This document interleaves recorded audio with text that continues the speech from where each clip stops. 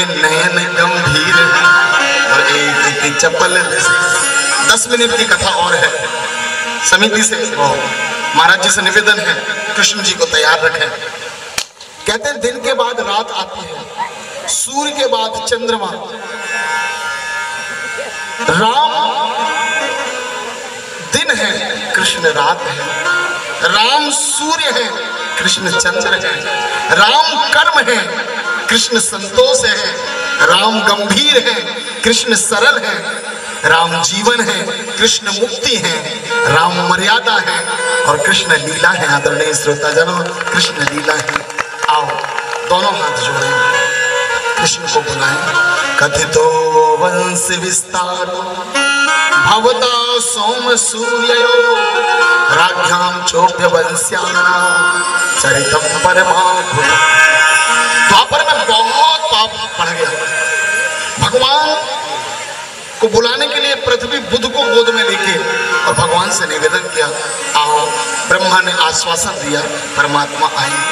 मथुरा के एक राजा है उग्रसेन, जिनकी पत्नी पद्मावती वो एक दिन गर्भवती थी। मैं दीदियों से निवेदन करूं, 8वें माह के गर्भ में कभी भी कहीं ना जाए। और मैं तो कहता हूं पहले महीने से लेके जन्म होते तक किसी की छाया मत पड़ने दें, क्योंकि जिसकी भी छाया पड़ती है बच्चे के गर्भ में उसका असर जरूर होता है। हाँ, हर दीदियों को प्रयास करना चाहिए कि भगवान के चरणों में सर झुकाने जरूर जाएं, क्योंकि मैं चाहता हूं कि जो भी बच्चा आए उसके ऊपर किसी की छाया पड़े या ना पड़े, परमात्मा की छाया जरूर पड़े। आदरणीय श्रोताजनों, हर बच्चे की राक्षस की छाया पड़ गई। आहू नाम का राक्षस, उसकी छाया पड़ने से जो पद्मावती है उनके पुत्र हुए, वो नास्तिक थे। गर्गाचार्य जी ने देखा कि बोले तुम्हारा पुत्र कुल को नाश कर देगा, भगवान का विरोधी होगा। तो पेड़ जब छोटा हो कांटा वाला बमूरा का तो उसको पहले ही उखाड़ दो, और वाले जब कांटे हैं बाद में तो वो फिर गलेगा। तो जमुना जी में बहा दिया। नीचे सूरसेन महाराज स्नान कर रहे थे। योग देखिए, वसुदेव जी के पिताजी बच्चे को बहते हुए देखा, दया आ गई। वसुदेव जी के साथ कंस पलने लगा, सज्जन बन गया कंस। संस्कार होते हैं जी, सज्जन बन गया। नारद जी ने कहा यार अगर कंस सज्जन बन गया तो स्टोरी फेल हो जाएगी। तो नारद जी एक दिन गए, श्रीमन नारायण नारायण नारायण, श्रीमन नारायण नारायण नारायण। नारद जी को कंस ने प्रणाम किया, जी आइए नारद जी, तो तुम्हें देखता हूं तो बड़ी दया आती है। नारद जी ने कहा, बोले क्यों? बोले तुम इतने अच्छे राजा के लड़के फिर भी यहाँ पे ग्वालों के बीच में डले हो। कंस ने कहा कौन राजा के? बोले तुम उग्रसेन महाराज के लड़के हो, बहाया गया था, छल किया गया तुम्हारे साथ। ऐसे कान भरे कि कंस उग्रसेन महाराज के पास गया और बताया मैं तुम्हारा बेटा हूँ जो जमुना में बहा था। उग्रसेन महाराज ने युवा बेटा को देखा, गले से लगा लिया। धीरे धीरे उसने अपने पिताजी को जेल में डाला। अपनी बहन जो चाचा की लड़की है देवकी, उसका विवाह वसुदेव जी के साथ करने लगा, क्योंकि बचपन से रहा था और गाढ़ा प्रेम हो जाए। लेकिन देवताओं ने शादी की विदाई के दिन घोषणा कर दी,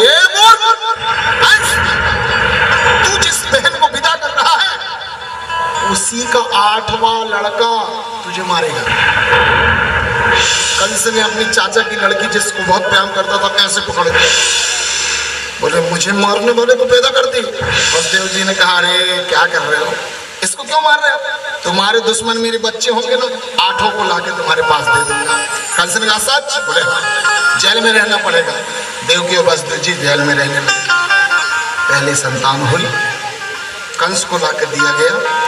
कंस ने देखा आहा अले मेरा भांजा है, इससे मुझको कोई दिक्कत नहीं है। कंस ने वसुदेव जी से कहा इसको ले जाओ। जैसे ही ले गए, नारद जी ने कहा ये दुष्ट तो बनता ही नहीं है।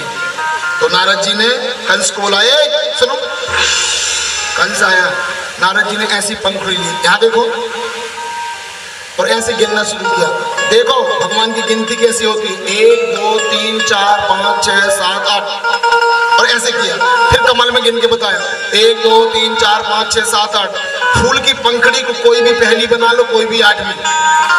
ऐसे ही भगवान की गिनती है, पहला वाला लड़का भी 8वां हो सकता है, मार सकता है, और 8वां भी पहला हो सकता है।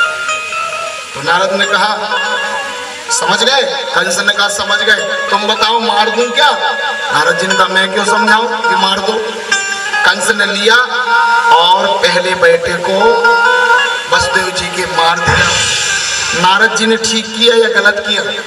कंस को दुष्ट बना के, जिनको लगता है ठीक किया वो ऐसे करें,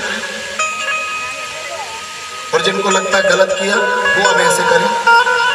गलत किया कि ठीक किया? किसी को दुष्ट बनाना ठीक है? देखो सब लोग धर्म संकट में ऐसे कर रहे हैं, ऐसे कर। मैं बता दूं, नारद जी ने ठीक किया, यही सिद्धांत है। एक बार नारद जी के लिए ताली बजाओ। नारद जी कभी गलत करते ही नहीं। शास्त्र कहता है अगर कोई गांव जल रहा है और एक घर को मिटाने से अगर गांव बचता है तो घर को मिटा दो। जिला को बचाने के लिए अगर तहसील मिटाना पड़े तो मिटा दो। प्रदेश को बचाने के लिए संभाग मिटाना पड़े तो मिटा दो, और देश बचाने के लिए कोई प्रदेश को मिटाना पड़े तो मिटा दो, और विश्व बचाने के लिए आतंकवादी देशों को मिटाना पड़े तो मिटा दो। पाप नहीं लगता। आदरणीय श्रोताजनों, विश्व में शांति ही होगी, ये शास्त्रों का नियम है। तो पहले बेटे को मारे, 2 को मारे, 6 को मारे, 7वें में माया नर्स बनी और टेस्ट ट्यूब बेबी वाली टेक्नोलॉजी के माध्यम से गर्भ में केवल आभास हुआ और पूर्ण सेल को पका के और रोहिणी जी के गर्भ में स्थापित माया ने कर दिया। कंस को पता भी नहीं चला। और 8वें में भगवान आए। सभी अपना अपना नाम लीजिए, सीधी कमर करो, 5 मिनट की बात। सभी अपना अपना नाम लीजिए। ले लिए? ले लिए? अब अपने पिताजी का नाम लीजिए। ले लिए? जिनने ले लिए वो ऐसे करना। ले लिए? अब अपने दादाजी का नाम ले लीजिए। ले लिए? ठीक है। अब अपने परदादाजी का नाम ले लीजिए। ले लिए? अब अपने परदादाजी के पिताजी का नाम ले लीजिए। अरे मैंने कोई कॉमेडी तो नहीं किया जी। अच्छा ले लिए? अब अपने परदादाजी के पिताजी का नाम ले लीजिए। कई कह रहे हैं नहीं है मामा भी पता। अच्छा एक बात बताओ, 5 पीढ़ी पुराने लोगों का नाम हमें पता नहीं है, 5 पीढ़ी बाद हमारा नाम किसी को पता नहीं रहेगा। चाहे कितनी जमीन बना लो, चाहे कितनी मोटे राड वाला घर बना लो, चाहे कितनी धन जोड़ लो, ये दुनिया का सत्य है। 5 पीढ़ी वालों का, पहले वालों का नाम हमें नहीं पता। नाम नहीं पता तो सूरत तो छोड़ ही दो, फोटो तो छोड़ ही दो, और 5 पीढ़ी बाद हमारा नाम कोई नहीं जानेगा। ये पूरा सत्य है, क्योंकि हम इस संसार में इतना ही विश्वास रखते हैं 1-2 पीढ़ी की, लेकिन जिसे 5000 साल बाद भी सुनने के लिए रात के 10:30 बजे बैठा गया है, वही सत्य है। आदरणीय श्रोताजनों, वही सत्य है, बाकी सारा जगत झूठ है। ऐसे हाथ छोड़ो, बोलो सत्यव्रतम। आवाज आनी चाहिए, सत्यव्रतम। फिर से बोलो, सत्यव्रतम सत्यपरम त्रिय सत्यम सत्यस्य योनिम निहितम च सत्ये सत्यस्य सत्य व्रत सत्य नेत्रम सत्यात्मकम त्वां शरणम प्रपन्नः। 9 बार सत्य सत्य कहकर संबोधित किया गया है। राम 3 लाख साल पहले भी सत्य थे, कृष्ण 5000 साल पहले भी सत्य थे, और करोड़ों साल पहले भी सत्य थे, और करोड़ों साल बाद भी सत्य रहेंगे। यही सत्य है, बाकी सब झूठ है। आदरणीय श्रोताजनों, बाकी सब झूठ है। तो जो जानत जेहि देह जनाई, और जानत तुम्हें हो जाई। जमुना जी के जल में, गंगा जी के जल में, नर्मदा जी के जल में नाला भी मिल जाए तो गंगा जल बन जाता है। कृष्ण भक्ति में जीव मिल जाए तो परमात्मा बन जाता है। आदरणीय श्रोताजनों, जो जानत जेहि देह जनाई, और जानत तुम्हें हो जाए। वसुदेव जी ले गए, अपने आप ध्यान रखना, अपने आप दरवाजा खुल गए। क्या खुल गए? जोर से बोलो, क्या खुल गए? काय के दरवाजा? मेरे साथ बोलेंगे जी। वसुदेव जी, कृष्ण जी का जन्म हुआ तो क्या खुल गए? सब बोलेंगे दरवाजा। क्या खुल गए? काय के? जेल के। बोलो, काय के? कितने मिनट लगे? 1 मिनट, है ना? अच्छा, रामपाल बाबा जी कितने साल से बंद हैं? 8 साल से। बड़े से बड़े वकील भी केस लड़ रहे हैं लेकिन बाहर नहीं आ पा रहे हैं। बदकिस्मती ये है कि उनके भक्त कह रहे हैं पूर्ण ब्रह्म परमात्मा बाहर आएगा।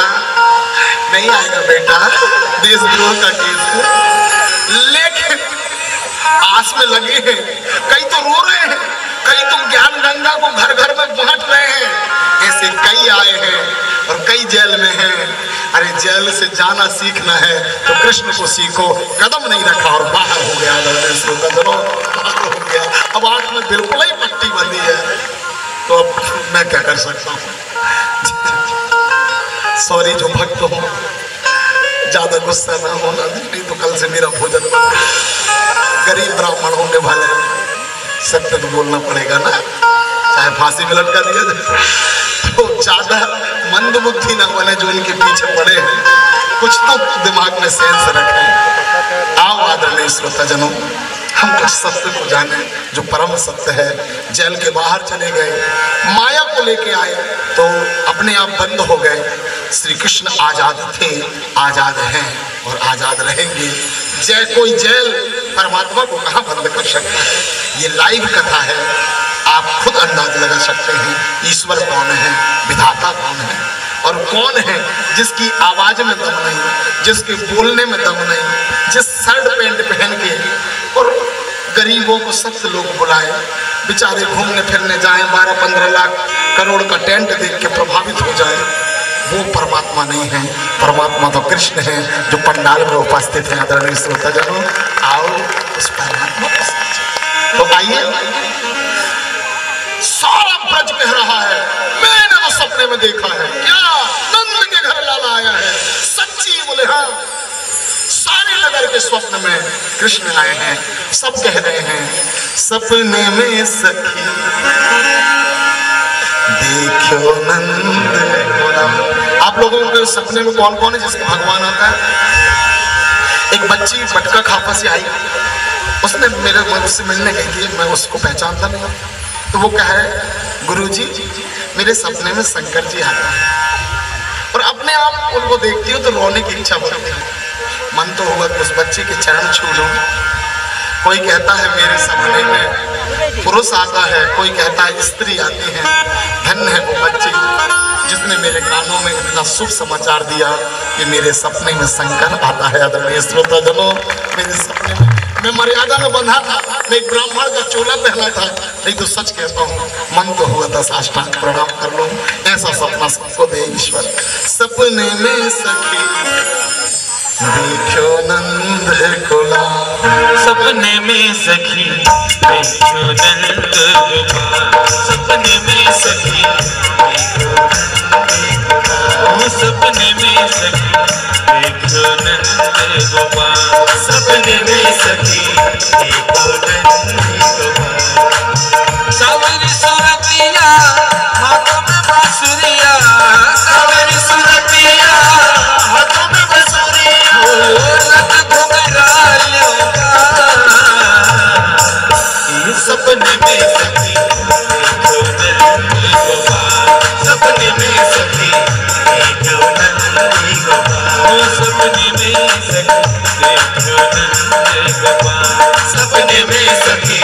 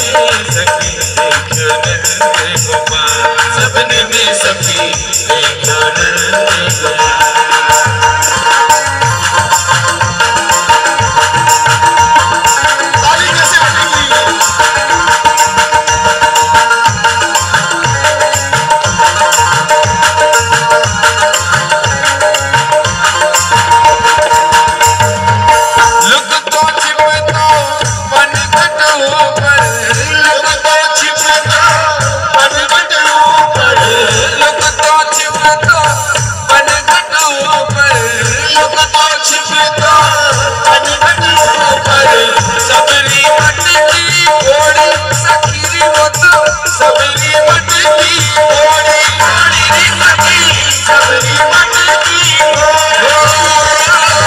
घर घर जाव तो माखन चुराव तो, घर घर जाव तो माखन चुराव तो, प्यार यशोदा दुलार।